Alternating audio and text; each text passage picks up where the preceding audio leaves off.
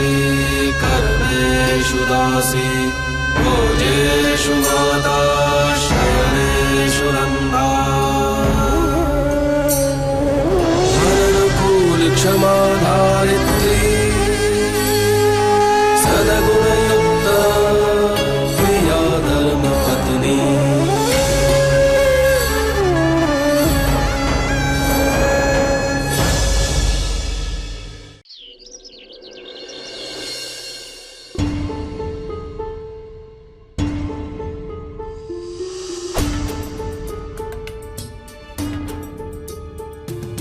जब मुझे चोट लगी तब तुम मुझे आना थी। ये पट्टी तुमने मुझे बांधी। मैं नहीं हम मॉम एक और बात दवाई और पट्टी के लिए।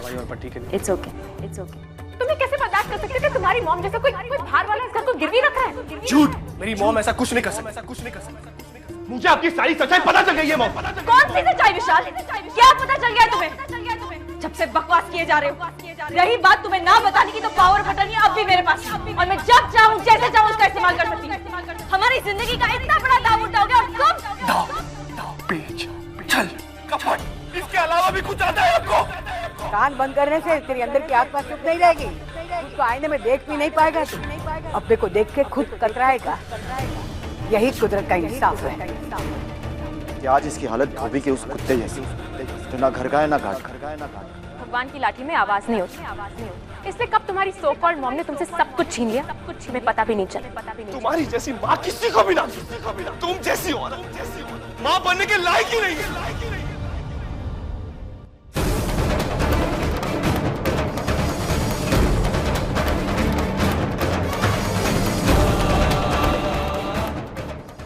देखा विशाल, क्या हालत बना दी तूने।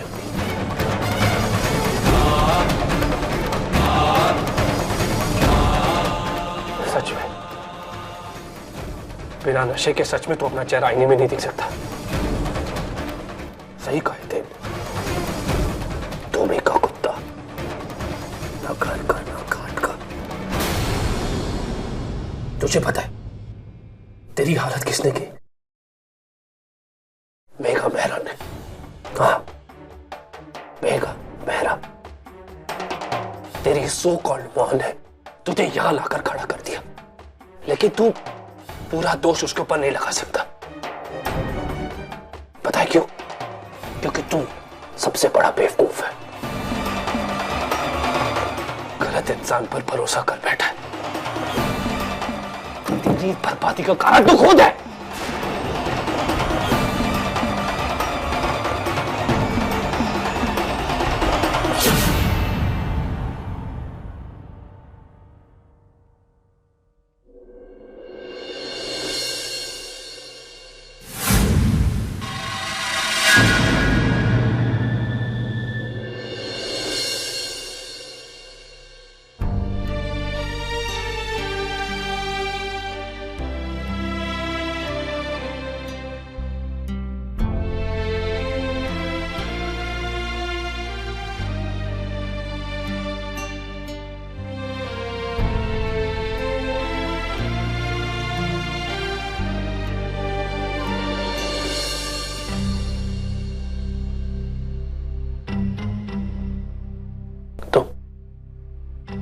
तुम यह क्या कर रही हो?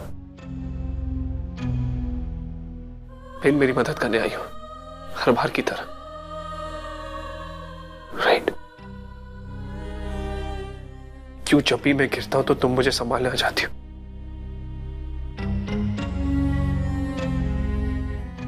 क्या रिश्ता है हमारा? मॉम ने लास्ट टाइम मुझसे झूठ कहा था कि उन्होंने मुझे संभाला, लेकिन पता है इस बार वो ऐसा नहीं बोलेंगी, because she doesn't care for me. उन्हें मेरी कोई परवाह नहीं है, उन्हें सिर्फ अपनी जीत और जायदाद की परवाह है।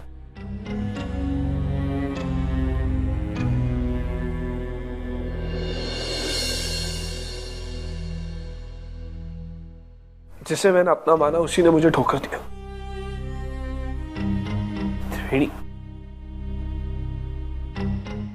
जानती हो कि मेरे साथ ऐसा क्यों हो रहा है? मैं नहीं सुनना चाहती विशाल, सो जाओ। तुम्हें सुनना होगा। प्लीज मैं तुम्हें बताना चाहता हूं, प्लीज मेरी बात सुनो।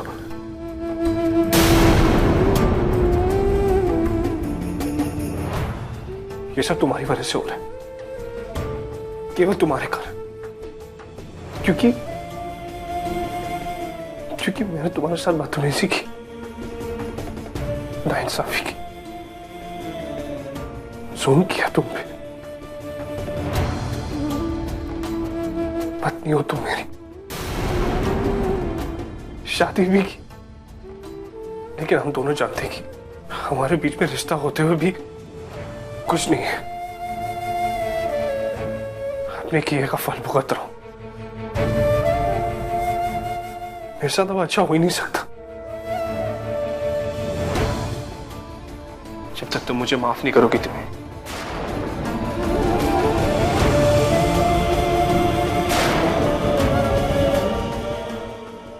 प्लीज तुम्हें, मैं घुट घुट के मर जाऊंगा अगर तुमने मुझे माफ नहीं किया।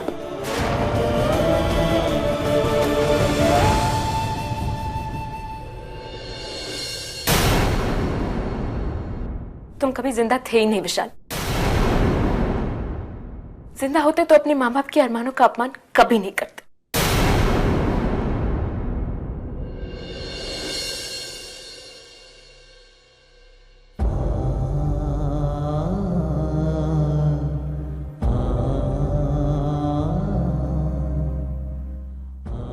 सही कहा, मारा हुआ अपने ही माँ बाप के साथ इतना बुरा किया, उन्हें अलग किया, उनका अपमान किया, उन्हें बर्बाद किया किसी गैर के लिए।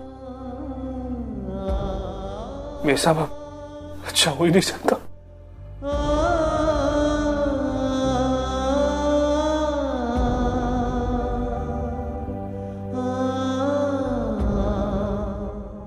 वहीनी, ओ वहीनी, कल आपने जो सामान लाया था ना वो रह गया था, लीजिए।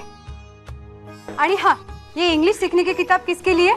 अब धर्मराज भाऊ तो अच्छी तरह से इंग्लिश जानते हैं, तो फिर ये किसके लिए? आप मेरे परिवार के बारे में बहुत कुछ जान गई हैं, तो फिर अब आप ही अंदाजा लगा दीजिए कि ये किताब किसके लिए होगी। हाँ, चंपाकली उसके लिए होगा ना? बराबर कहा आपने। मैं चाहती हूँ कि चंपाकली इंग्लिश सीखे। हक्को भाई, क्या बोलते क्या तुम्ही इस उम्र में? पढ़ाई के लिए कोई उम्र ज्यादा नहीं होती, और फिर मैंने भी बहुत बाद में पढ़ाई लिखाई की थी, और कभी सोचा नहीं था कि कभी अपने पैरों पर खड़ी हो पाऊंगी। और फिर अगर चंपाकली पढ़ाई सीखे तो बुराई क्या है? चंपाकली बहुत खुश हुई होगी ना अभी? बहुत खुश होगी। वैसे वो इस भेंट से ज्यादा मुझसे मिलकर खुश होगी। उसे पता है कि मैं उसके लिए कोई ना कोई भेंट जरूर लाऊंगी, पर उसे साड़ी चूड़ी ऐसा कुछ सोचा होगा। किताब मैं सोच ही नहीं सकती। और ये भेंट, ये दो भेंट मेरी त्रिवेणी के लिए। उसने हमारे परिवार के लिए बहुत कुछ किया है जो एक सगी बेटी नहीं कर सकती, वो उसने किया है हमारे लिए। मन तो करता है कि पलक झपकती उसके पास पहुंच जाऊं और उसे गले लगा लूं।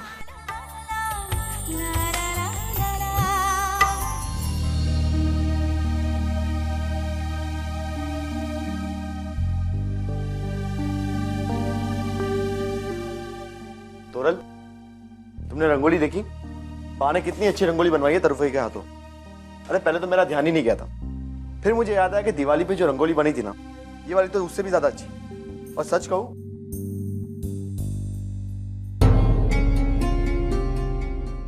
क्या हुआ तोरल? क्या सोच रही है तुम? हितेन, मुझे ऋषभ की चिंता हो रही है। मतलब?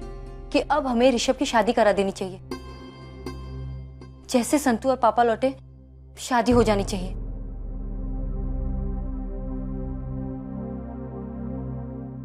क्या कर रहे हो हितेन?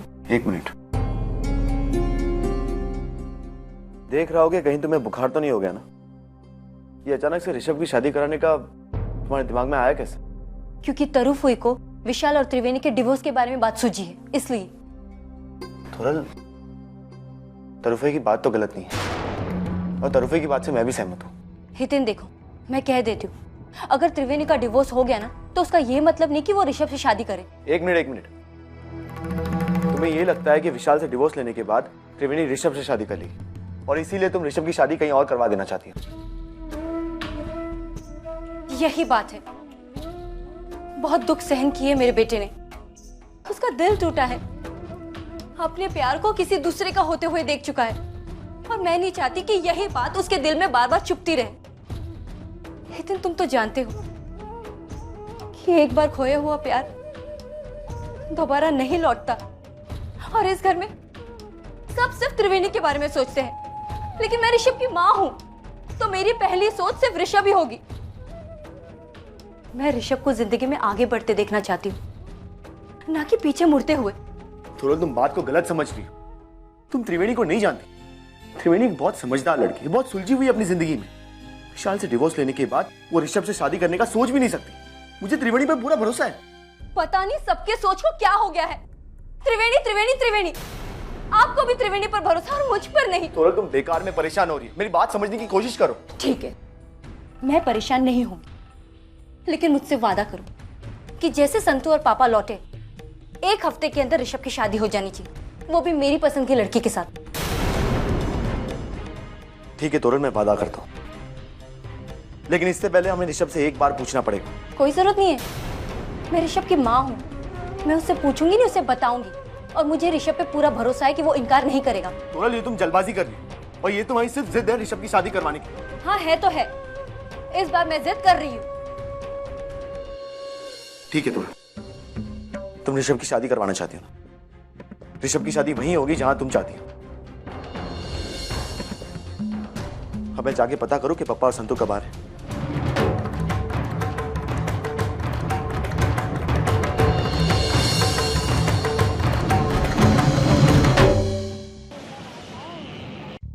रहने दीजिए। बघा ना वहीनी, कब से मैं बोले जा रही हूँ, अब तो आपको वापस जाने का समय भी आ गया। वहीनी, एक बात पूछूं? पूछिए। बुरा मत मानिएगा, एक बात पूछनी थी, मगर मैं कब से सोच रही हूँ कैसे पूछूं, पूछ नहीं पाई।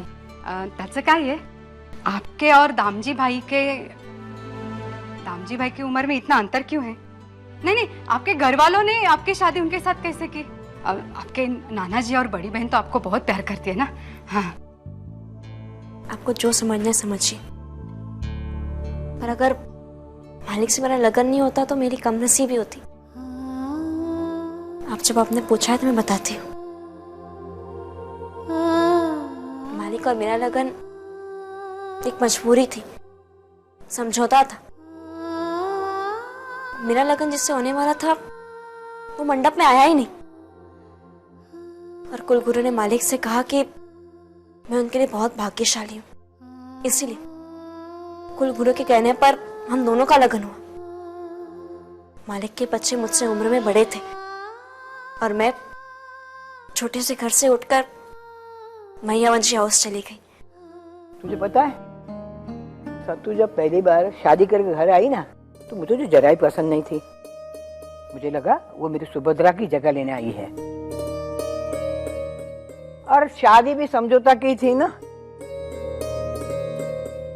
पर अब तो उसका मुंह ना देखो ना तो मेरा जी घबराता है, मेरा दिन जाता ही नहीं है।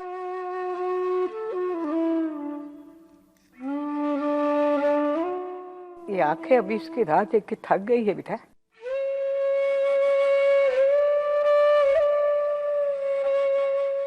अरे मैं तो भूल ही गई, सत्तू को शक्करपारा बहुत पसंद है, मैं अभी बना के रखती हूँ उसके लिए। अरे वाह, अभी तो आपने हितेन अंकल और ऋषभ के लिए वो वटाने के घूघरे बनाए और अब ये सब। सत्तू को है ना शक्करपारे बहुत पसंद है, इसीलिए। हाँ तो मैं और चंपाकली है ना, हम बना लेंगे। अरे चंपाकली को दूसरा बहुत काम है। हाँ वाह, मैंने कहा ना आप आराम कीजिए।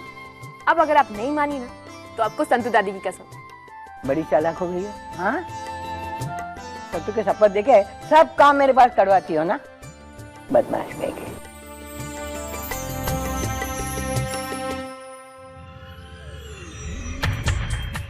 चाहे कुछ भी हो जाए, मैं हार नहीं मानूंगी। अगर मैं इस घर में नहीं रह सकती तो टीएम और सद्दू को भी नहीं रहने दूंगी। भले ही मैं बर्बाद हो जाऊं, लेकिन सब कुछ बर्बाद कर दूंगी।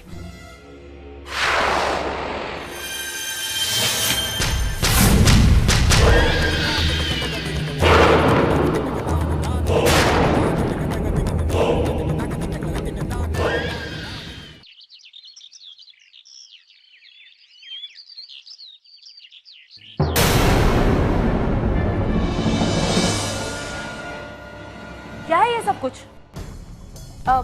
गाजर का हलवा बना रही हूँ। आपको तो पता है ना, संतू दादी को पसंद है, उनके लिए। वो आ रही है ना। कोई जरूरत नहीं है कुछ बनाने की। अभी भी इस घर की मालकिन मैं हूँ। तुम्हारी संतू दादी वापस नहीं आई है, और तुम्हारे मेहमानों के लिए इस घर में कुछ नहीं बनेगा। क्या कहा आपने? मेहमान जो आ रहे हैं ना, वो इस घर के मालिक और मालकिन। मेहमान तो आप हैं इस घर के, इसीलिए घर के कामों में दखल अंदाजी ना करें तो बेहतर होगा।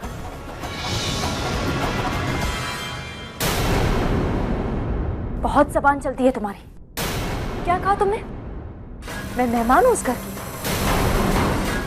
अब तुम्हें बताना ही पड़ेगा कि मेरी हैसियत क्या है इस घर में।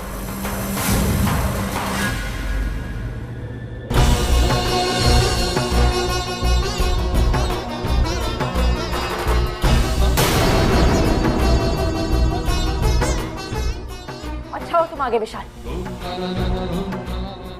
अभी और इसी वक्त इस लड़की को धक्के मार के यहाँ से निकालो। बहुत जबान चलती है इसकी। ये होती कौन है मुझसे इस तरह बात करने वाली? मेरी पत्नी।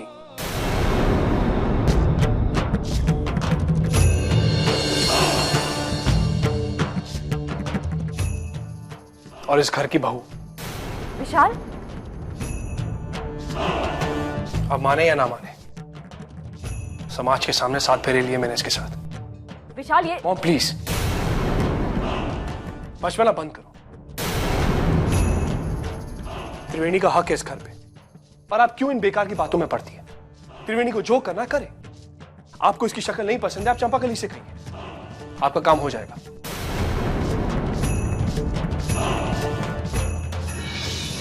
मुझे तुमसे कुछ बात करनी है विशाल।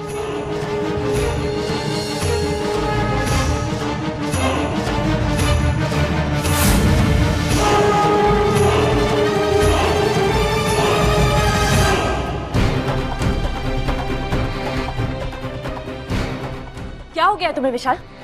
क्यों इस तरह रिएक्ट कर रहे हो? देखो विशाल, समझने की कोशिश करो प्लीज। इतनी जल्दी हार मत मानो, अभी कुछ खत्म नहीं हुआ है। अभी धर्मराज की जीत नहीं हुई है। पागल हो गई आप अपनी हार से। अभी भी आपको लगता है कि आप जीतेंगी? आप शायद भूल रही हैं, इस घर के कागजात उनके पास है। वो मुंबई से कभी भी आ सकते हैं। कभी भी का मतलब समझती हैं? आज, अभी, कभी भी, जब उनकी मर्जी हो। यही तुम्हारी प्रॉब्लम है, कुछ समझना नहीं चाहते हो तुम। भले ही पेपर्स उनके पास है, लेकिन इसका मतलब ये नहीं कि वो जिंदगी भर इस घर में रहेंगे।